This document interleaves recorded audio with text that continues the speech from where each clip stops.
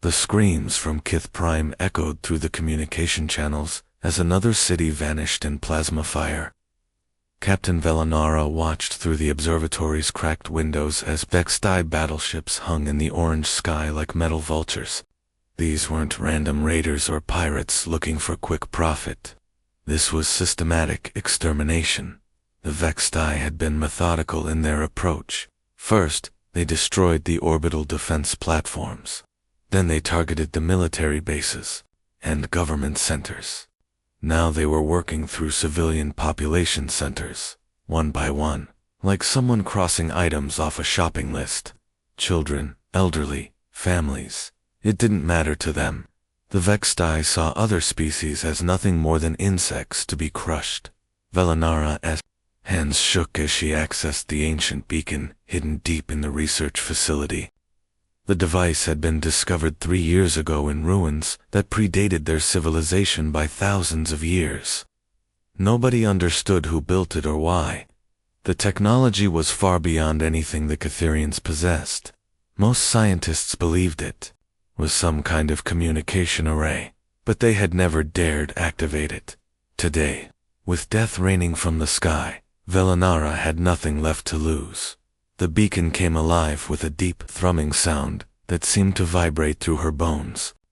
Strange symbols appeared on its surface, glowing with an eerie blue light. The device began scanning through frequencies she had never seen before, searching for something in the vast emptiness of space. Finally, it locked onto a signal pathway that stretched toward the galaxy's edge. The beacon transmitted a simple message in every language the Catherians knew, along with visual data showing their burning worlds and fleeing people. The message was basic, but desperate. Help us, please. Anyone who can hear this, help us. What? Velanara didn't know was that the beacon's creators had designed it for a specific purpose. It wasn't meant to contact the civilized species of the inner galaxy, those peaceful traders and diplomats who solved conflicts with meetings and negotiations. The beacon's signal traveled past all of them, heading toward the dark regions at the galaxy's rim. Out there, in the forbidden zones that every civilized species avoided, something received the message. Something that had been waiting in the darkness for centuries, building ships and training warriors for a war that might never come. Something that the galaxy called Deathworlders, the most dangerous predators the universe had ever created, and now they knew that innocent people were dying. Admiral Park Minho was 3 hours into reviewing the monthly patrol reports when the communication array started screaming. Not literally screaming, but every alert system on Luna Command was flashing red and beeping like the station was about to explode. The night shift communications officer, Lieutenant Beek Jiwon, looked like she had seen a ghost. "Sir, we're receiving a signal from outside the solar system. It's not human, and it's not from any of our deep space probes." Park set down his coffee and walked over to the main display. The signal looked like nothing he had ever seen before. The wave patterns were complex, layered with mathematical sequences that seemed almost musical. But there was something desperate about it, like someone banging on a door in the middle of the night.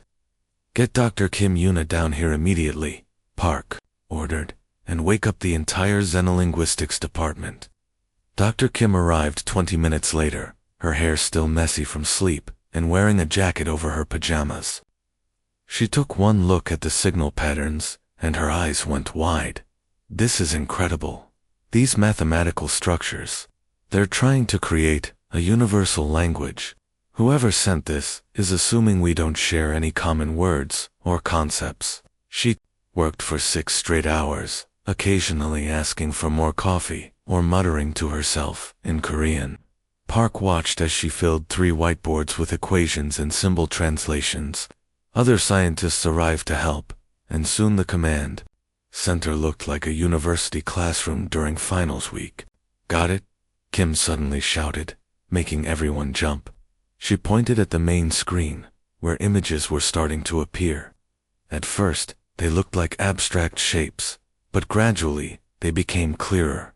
Cities burning, ships fleeing, families running through streets, As explosions lit up the sky behind them, the final image showed a planet from space, with chunks of it missing and debris floating in orbit.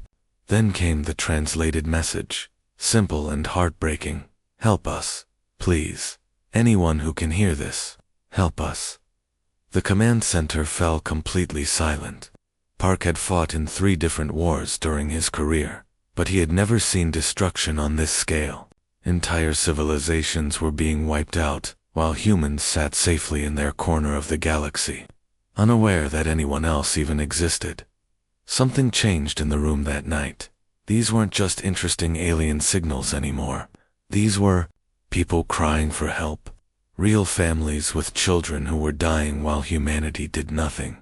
Park looked around at his officers and scientists.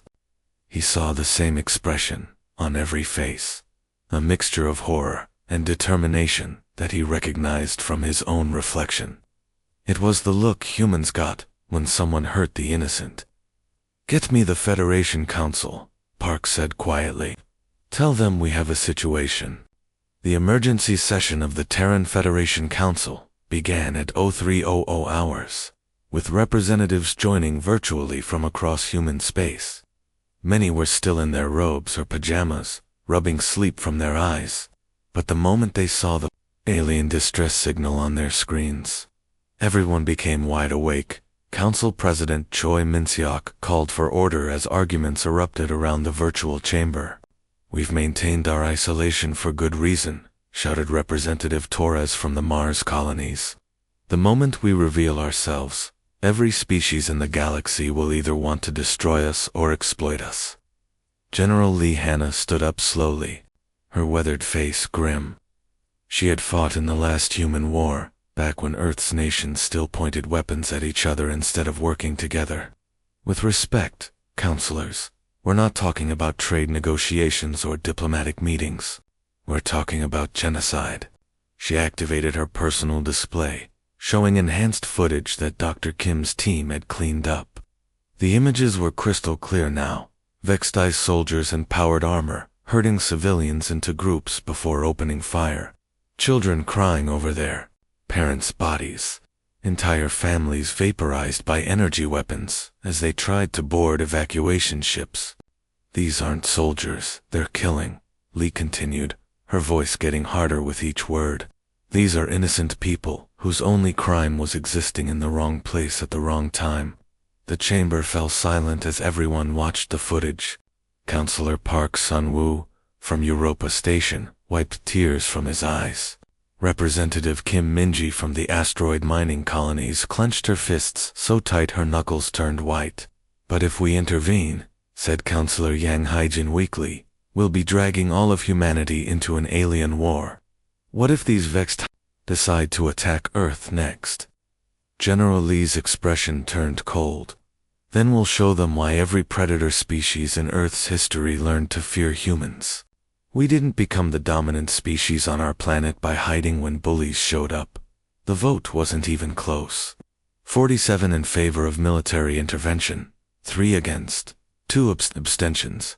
Even the most cautious representatives couldn't stomach watching innocent people die while humanity did nothing." President Choi's hands trembled as he signed the authorization. "Admiral Park, you are hereby authorized to mobilize the human fleet. Rules of engagement are whatever you deem necessary to stop this genocide." Deep in the Luna command bunkers, ancient computer systems that hadn't been active for 300 years suddenly came online.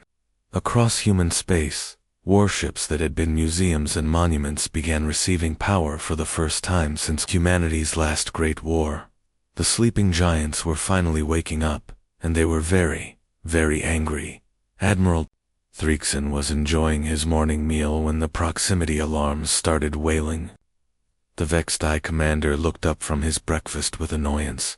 Probably another group of Catherian refugees trying to escape in their pathetic civilian ships. His forces had been hunting down the survivors for weeks now, and it was getting boring. "What is it this time?" he growled into his communicator. "Double quotes, sir. We have unknown contacts dropping out of hyperspace. Multiple ships, but they don't match any design in our databases. Threekson walked to the bridge of his flagship, expecting to see the usual collection of desperate cargo haulers and passenger transports. Instead, his massive view screen showed something that made his blood run cold. These weren't refugee ships. The vessels emerging from hyperspace were angular and brutal-looking, like someone had taken geometric shapes and turned them into instruments of war. Their hulls were dark metal that seemed to absorb light rather than reflect it. No elegant curves or decorative elements, just pure, efficient killing machines. "How many ships?" Threekson asked, his voice suddenly much quieter. 12. No, wait. 18, sir. More keep appearing. They're coming out of hyperspace in perfect formation. Captain Cho Jisoo stood on the bridge of her destroyer, the Inchin's Fury, watching the Vextai fleet through the tactical display. Her crew was silent, focused, deadly. They had trained for this moment their entire careers, even though most had thought it would never come. "Enemy fleet consists of 47 vessels," reported her tactical officer. "They're moving to intercept us." "Any attempt at communication from them?" Cho asked. "Negative, Captain. They're just ... coming straight at us." Cho nodded. She had read the intelligence reports. The Vextai didn't negotiate with species they considered inferior. They didn't take prisoners. They simply exterminated entire civilizations for sport. "All ships. This is Cho. Execute pattern Delta. Show them what happens when you hurt innocent people." The Vextai expected these unknown ships to behave like every other species they had encountered, cautious, defensive, trying to establish communication or negotiate. Instead, the human vessels accelerated directly toward them at impossible speeds. Threekson watched in horror as the lead human ship opened fire with weapons he had never seen before, instead of the standard energy beams used by galactic civilizations. These newcomers fired solid projectiles that moved at incredible velocity. The rounds punched through his cruiser's shields like they were made of paper. "Return fire. All ships return fire." But the human ships weren't where his gunners expected them to be. They moved in 3 dimensions, rolling and diving through space like atmospheric fighters, instead of the predictable straight-line patterns used by conventional space combat. Within minutes, 6 Vextai ships were nothing but expanding clouds of debris. The remaining vessels tried to retreat, but the humans pursued them relentlessly, picking them off one by one with surgical precision. "Who are these monsters?" Threekson whispered as his flagship shuddered under impact. The second wave of human ships arrived like a storm front, dropping out of hyperspace in perfect synchronization.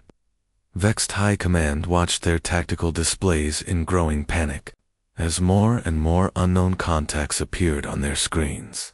These weren't random reinforcements. This was a coordinated, military operation planned by minds that understood war better than any species in the galaxy. General Kexther, the Vextai's most experienced military commander, studied the battle, reports with growing dread. "These creatures fight like they were born in the void," he muttered to his staff. "Look at these maneuvers. They're using gravitational fields as weapons, bouncing off asteroids to change direction, fighting in 3 dimensions, while we're stuck thinking in 2. What the Vextai didn't understand was that humans had spent thousands of years perfecting the art of killing other humans. Every tactic, every strategy, every piece of technology had been tested in countless wars against opponents who were just as smart, just as creative, and just as desperate. The galaxy's other species had evolved past warfare centuries ago, but humans had turned it into a science. Colonel Seo Minja's Marines demonstrated this difference when they boarded the Vextai cruiser Dominion's Edge. The enemy expected boarding parties to move slowly through corridors, checking each room methodically. Instead, the humans blew holes directly through the hull, came through the ventilation systems, and attacked from 6 different directions at once. "They're not following standard boarding protocols," the Vextai captain screamed into his communicator. "They're cutting through our bulkheads like they're made of cloth."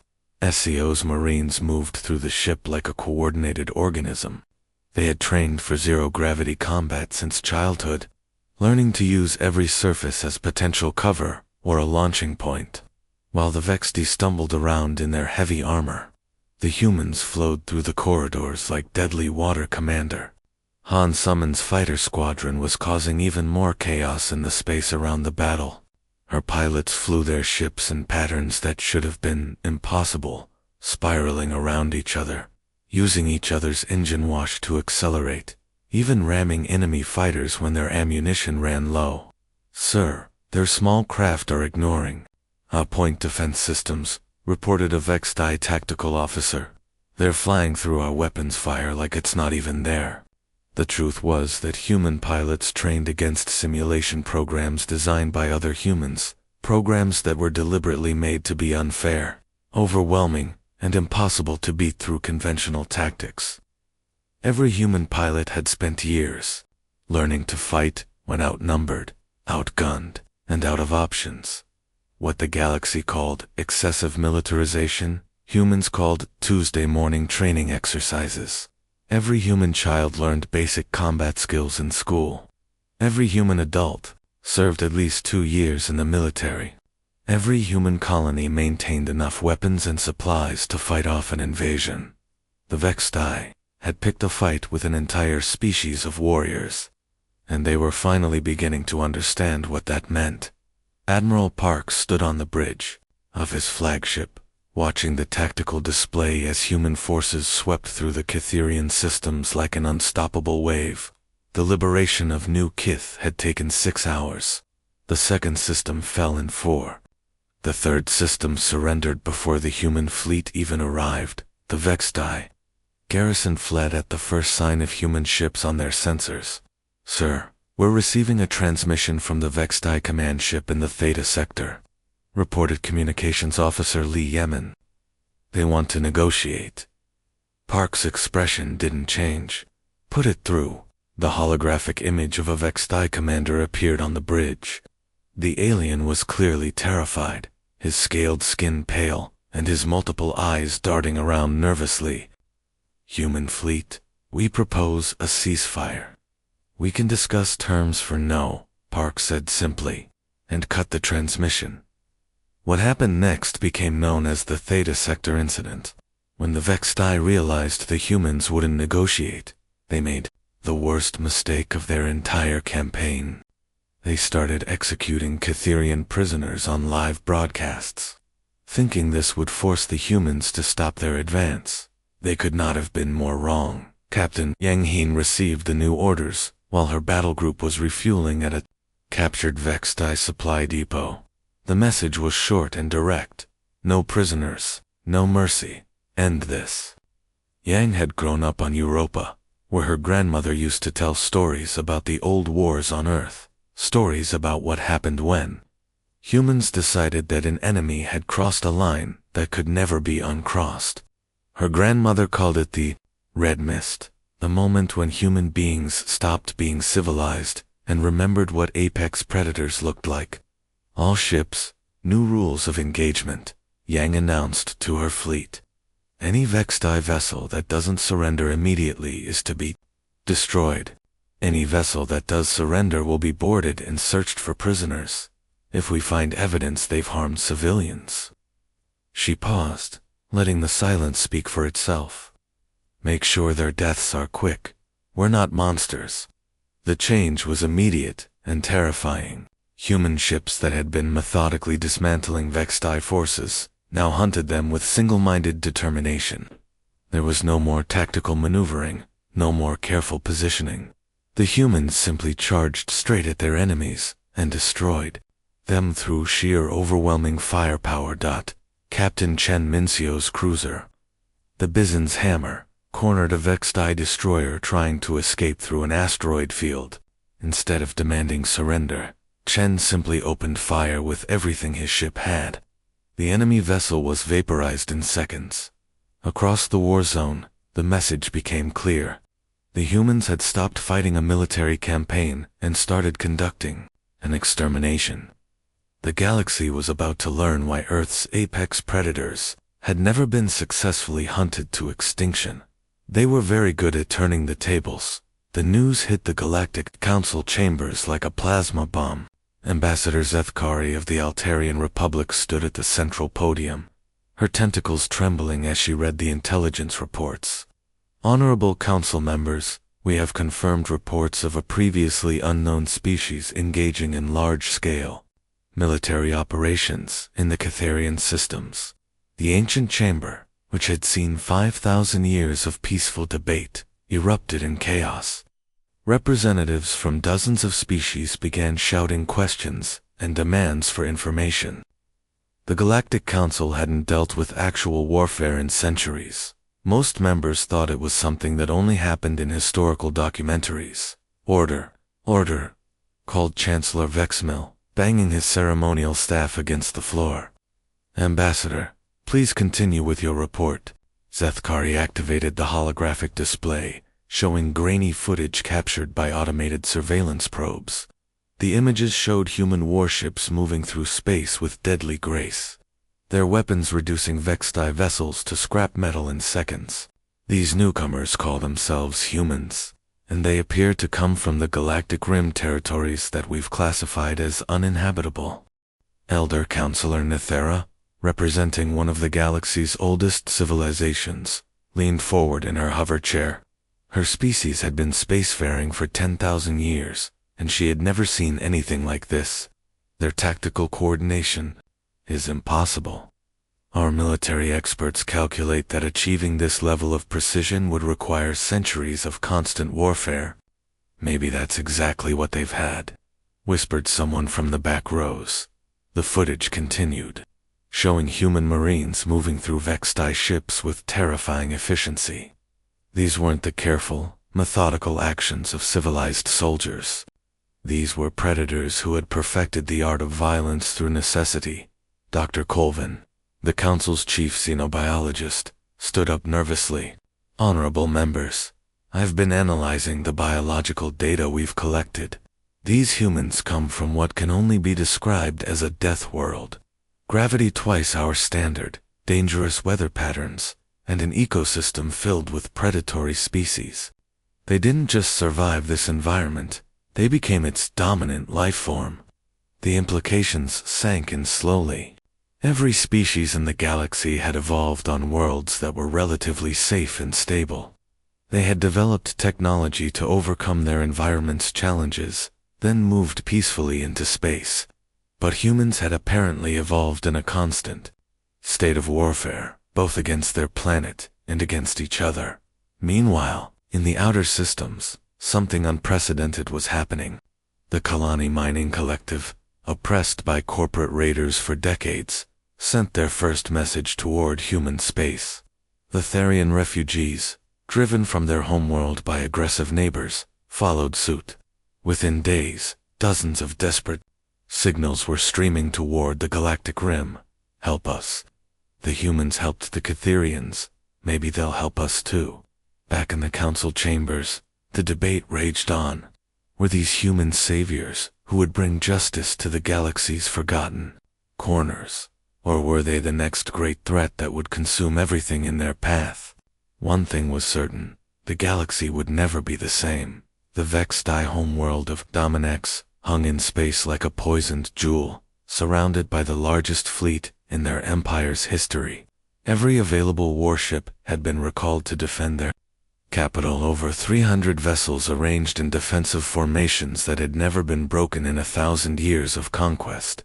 Admiral Park studied the tactical display aboard his flagship, counting the enemy forces with the calm precision of someone who had spent his entire life preparing for this moment. His human fleet numbered barely 60 ships, but he wasn't concerned about the odds. Humans had never been good at math when it came to warfare. They preferred to let their enemies do the counting while they did the fighting. Sir, we're detecting massive energy signatures from the planet's surface, reported Tactical Officer Kim Ginyu. They've got planetary defense cannons that could punch holes through a moon. Park nodded thoughtfully. The Vextai had turned their homeworld into a fortress, bristling with weapons designed to destroy entire fleets. It was exactly what humans would have done in their position, which meant Park knew how to beat it. Signal the fleet.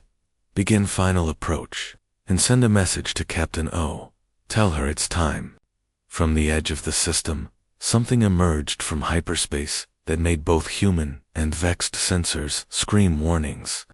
The ship was massive, easily 3 times larger than any vessel in either fleet.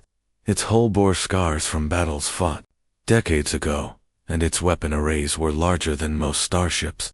"This is Captain O. Suyan, aboard the Terra's Wrath," came the transmission. "Sorry I'm late to the party. Had to stop for ammunition." The dreadnought had been humanity's ultimate weapon during their last great war, designed to fight entire fleets single-handedly. It had been presumed destroyed when it disappeared into deep space 30 years ago. But O had been out there all this time, keeping her ship operational through sheer stubbornness and spare parts. The Vextai opened fire first, filling space with energy beams and missiles that could level cities. But the human fleet didn't try to avoid the incoming fire. They flew directly through it, their ship's armor absorbing punishment that would have vaporized any other species. Vessels. Captain Zheng Yuna's destroyer squadron dove straight into the enemy formation like wolves attacking a herd. Her ships fired as they passed through the Vextai lines, targeting command vessels and communication arrays with surgical precision. Meanwhile, the Terra's Wrath demonstrated why humans had earned their reputation as Deathworlders. O's massive ship plowed through the enemy fleet like an armored train, its guns firing in all directions. Each shot was calculated to cause maximum destruction, turning enemy vessels into expanding clouds of debris. The battle showcased humanity's darkest gift. They had spent millennia learning how to kill their own species efficiently, and now they were applying those lessons to someone else. The Vextai had picked a fight with evolution's most successful predators. They never stood a chance. This request is for creative writing rather than information that would benefit from research. I'll expand Part 9 as requested in simple English without heading. The silence above the Vextai homeworld was deafening. Where once 300 warships had filled the space around Dominax, now only floating debris remained. The planet's surface still glowed from the orbital bombardment, its military installations reduced to smoking craters. The Vextai hegemony, which had terrorized the galaxy for centuries, had been destroyed in less than a week.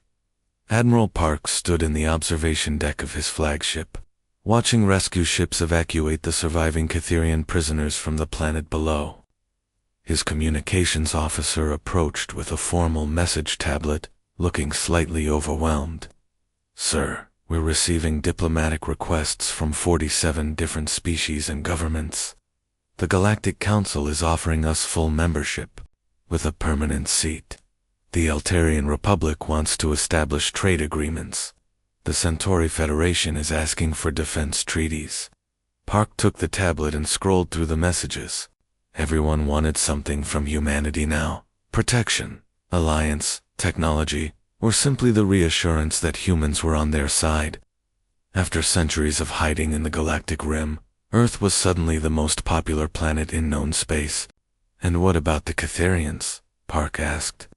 "They're offering us their entire star system as payment, plus naming rights to their capital city. They want to call it New Sol." Park almost smiled at that. He handed the tablet back without signing. "Anything. Send the same response to everyone. We didn't come here for politics, trade deals, or territorial expansion. We came because someone called for help." The message that went out from the human fleet became legendary across the galaxy. Species that had spent millennia building complex political alliances and trade networks couldn't understand how humans could turn down such opportunities. But Park's words were simple and honest. Humans had revealed themselves because innocent people were dying, not because they wanted to join galactic society. What happened next changed everything. Instead of returning home to their hidden colonies, human patrol fleets began appearing in the galaxy's most dangerous sectors. Captain Yuminjung's squadron started hunting pirates in the outer spiral. Commander Kim Dong-yoon's battle group took position near the refugee zones, where displaced populations had been preyed upon for decades. The galaxy's criminals and warmongers suddenly found themselves facing an enemy they had never encountered before, a species that viewed protecting the innocent as more important than profit or politics. Human ships didn't demand tribute or negotiate with slavers. They simply eliminated threats and moved on to the next crisis. Within months, emergency, distress beacons across the galaxy began broadcasting on human frequencies. When pirates attacked, when warlords threatened civilians, when corporate raiders enslaved entire populations, the victims all sent the same message: toward the rim, help us. And the humans always answered,